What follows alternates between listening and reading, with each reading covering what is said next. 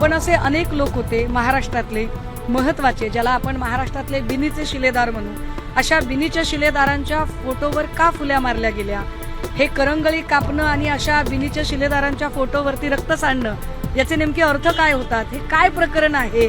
आणि अशा पद्धतीने जर लोकप्रतिनिधीच जर अशा एका अघोरी विद्येला जर सामोरे जात असतील तर सर्वसामान्य लोकांच्या मनातली अंधश्रद्धा कधी निघेल। पण विशेषतः अजितदादांच्या संदर्भाने VSR कंपनीची लोक, खराची असणारा त्यांचा कनेक्ट आणि VSR कंपनीवर अपघाताचा जाणारा संशय, हे सगळं जर गौड बंगाल बघितलं तर गंभीर आहे।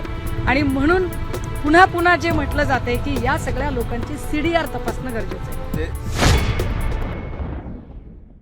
ते माहिती ही मुख्यमंत्री महोदयांच्या सोबत शेअर करणं गरजेचं आहे। काही असे लोकप्रतिनिधी आहेत की जे लोकप्रतिनिधी कदाचित मागील मंत्रिमंडळामध्ये होते, कदाचित चालू मंत्रिमंडळामध्ये आहेत, आणि अशा काही मंत्र्यांच्या बाबतच्या काही जेव्हा गोष्टी पुढे येतात तेव्हा त्याही संबंधाने चर्चा होणं अपेक्षित असतं। ही चर्चा माननीय मुख्यमंत्र्यांच्या सोबत करायची आहे। पत्नी फरार आहे, मुलाची काल चौकशी झाली। खराच्या पत्नीच्या नावावर अनेक आर्थिक व्यवहार आहेत। मी मागेही म्हटलं की हा जो भांडे नावाचा जो अधिकारी आहे, ज्याला पुन्हा त्याच्या डिपार्टमेंटला पाठवून दिलं, या भांडेची पत्नी, त्यांचे काही आर्थिक व्यवहार आहेत। या आर्थिक व्यवहारांची म्हणजे भांडेला नुसतं त्याच्या डिपार्टमेंटला परत पाठवणं पुरेसं नाही, भांडेचं निलंबन होणं गरजेचं आहे आणि भांडेची चौकशी होणं गरजेचं आहे। खराची पत्नी हिची नाफेडच्या वतीने एक कंपनी रजिस्टर्ड झालेली आहे, व्यंकटेश प्रोड्युसर कंपनी। या व्यंकटेश प्रोड्युसर कंपनीमध्ये बऱ्याच वेळेला पैशांची उलाढाल, ब्लॅकचा व्हाईट करणं वगैरे सगळ्या गोष्टी होत्या, त्या बाहेर येणं गरजेचं आहे। खरातची मुलगी सृष्टी खरात, या सृष्टी खरातच्या नावावर काही प्रॉपर्टी आहे, त्याच्या संबंधाने सुद्धा काही खुलासे होणं गरजेचं आहे। आणि म्हणून आम्ही वारंवार म्हणतोय की चाकणकर असतील, केसरकर असतील, या सगळ्या लोकांचे CDR एकदा तपासले गेले पाहिजेत आणि यांच्या चौकशा झाल्या पाहिजेत।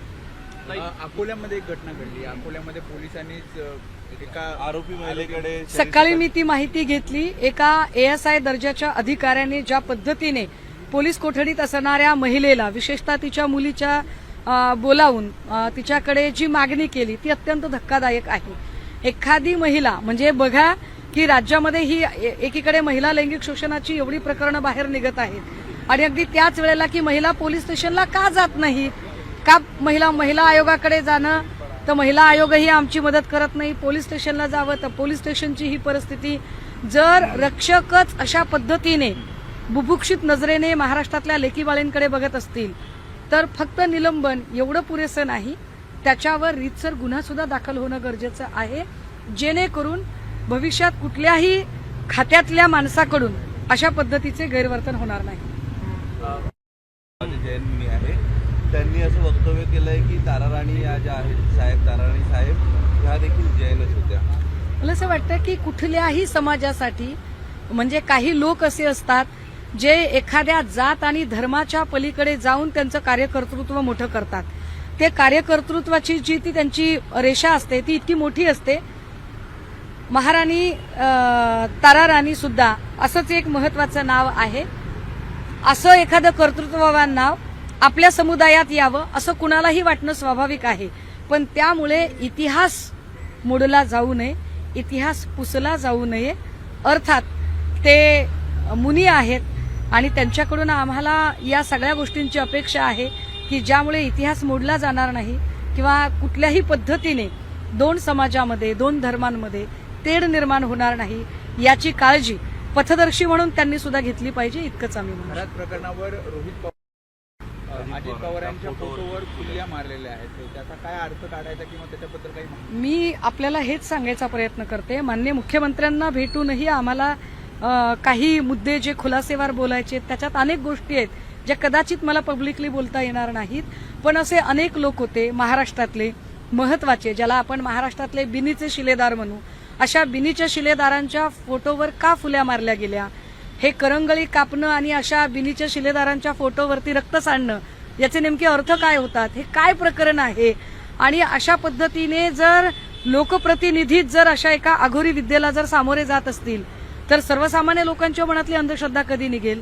पण विशेषतः अजितदादांच्या संदर्भाने VSR कंपनीची लोक, खराची असणारा त्यांचा कनेक्ट आणि VSR कंपनीवर अपघाताचा जाणारा संशय, हे सगळं जर गौड बंगाल बघितलं तर गंभीर आहे. आणि म्हणून पुन्हा पुन्हा जे म्हटलं जाते की या सगळ्या लोकांची CDR तपासणं गरजेचं आहे. ते जे नरेश अरोरा त्या नरेश अरोराचं कंत्राट जे आहे या सगळ्या NCPच्या कामाचं ते नव्याने रिन्यू केलं जाणार नाही, तसे त्यांना विरोध पक्षातल्या नेत्याकडनंच होतोय असं कळतं. जेवढी माझी माहिती आहे, खरं तर त्या पक्षात काय चाललंय यावर मला बोलायचा काहीच अधिकार नाहीये. मात्र नरेश अरोराला पुढचं असाइनमेंट देऊ नये यावर कदाचित दादा सुद्धा ठाम होते. कारण अरोरामुळे अनेक गोष्टींचे प्रॉब्लेम झाले होते. अरोरा फक्त PR एवढ्यापुरतं न करता अरोरा त्यांच्या डिसिजन मेकिंग मध्ये सुद्धा जर ढवळाढवळ करतायत, अशी चर्चा जेव्हा आतल्या आमदारांकडून बाहेर येते तेव्हा हे गंभीर असतं. पण सरते शेवटी डिझाईन बॉक्सला काम द्यायचं की नाही द्यायचं हा त्यांचा पक्षांतर्गत निर्णय आहे. त्यावर आपण तावडे असं बोलले, माझा घसा खराब होता, तो बरा होत नव्हता. जैन मुनी पद्मसागर यांच्या आशीर्वादाने तो बरा झालेला आहे. कुठेतरी अंधश्रद्धेला खतपाणी घालण्याचा प्रकार हा वाटत नाही. मला वाटतं की 24 तीर्थंकर भगवान महावीर यांनी जेव्हा जैनिझमची स्थापना केली तेव्हा त्यांनाही कुठलेही चमत्कार अपेक्षित नव्हते. किंबहुना जेवढे म्हणून सगळ्या धर्माचे आयकॉन आहेत त्यांना हे चमत्कार अपेक्षित नाहीत. मध्यस्थांनी हे सगळे चमत्कार निर्माण केलेले आहेत. पण लोकप्रतिनिधींनी त्यांना थारा देता कामा नये. कारण लोकप्रतिनिधी, मी पुन्हा पुन्हा म्हणते की लोकप्रतिनिधी हे पथदर्शी असतात. त्यांच्याकडे बघून सर्वसामान्य लोक आपलं जगणं जगत असतात. जर महापौर पदावरच्या व्यक्तीनेच जर असं स्टेटमेंट केलं तर खाली अंधश्रद्धा पसरायला वेळ लागत नाही. त्यामुळे निश्चितपणे महापौरांनी आपल्या पदाची गरिमा ठेवत घसा कशाने नीट झाला हे सांगण्यापेक्षा मुंबईतले ड्रेनेज कसे नीट सुधारता येतील, मुंबईतल्या ट्रॅफिकला कशी शिस्त लावता येईल, मुंबईतल्या अनेक रस्त्यांवरचे खड्डे कसे कमी करता येतील आणि मुंबईकरांच्या घशामध्ये होणारं हवेचं प्रदूषण ते कसं कमी करता येईल यावर त्यांनी जास्त लक्ष द्यावं. मला वाटतं त्यांची नेमणूक त्या कामासाठी आहे, त्यांना कळलं पाहिजे. दीपक आबा प्रकरणात वादाच्या भोवऱ्यात अडकलेल्या आहेत. अंधश्रद्धा निर्मूलन समितीने थेट हेमंत गोडसे यांची चौकशी व्हावी अशी मागणी SIT कडे केलेली आहे. गोडसेंना तिकीट मिळावं यासाठी त्यांनी या बाबाला थेट चॉपरने अमित शहाकडे नेलं होतं. हो, ही चर्चा. अमित शहा यांच्यासोबत जो फोटो दिसतोय खरातचा, तो फोटो हा गोडसेंनी त्यांना लोकसभेच्या तिकिटासाठी नेल्यानंतरचा फोटो आहे अशी माहिती पुढे येते. हेमंत गोडसे फक्त तेवढ्यापुरतेच नव्हते तर अनेक ठिकाणी भूमिपूजन असेल, छोट्या मोठ्या पूजा असतील, ते त्यांना घेऊन जात होते.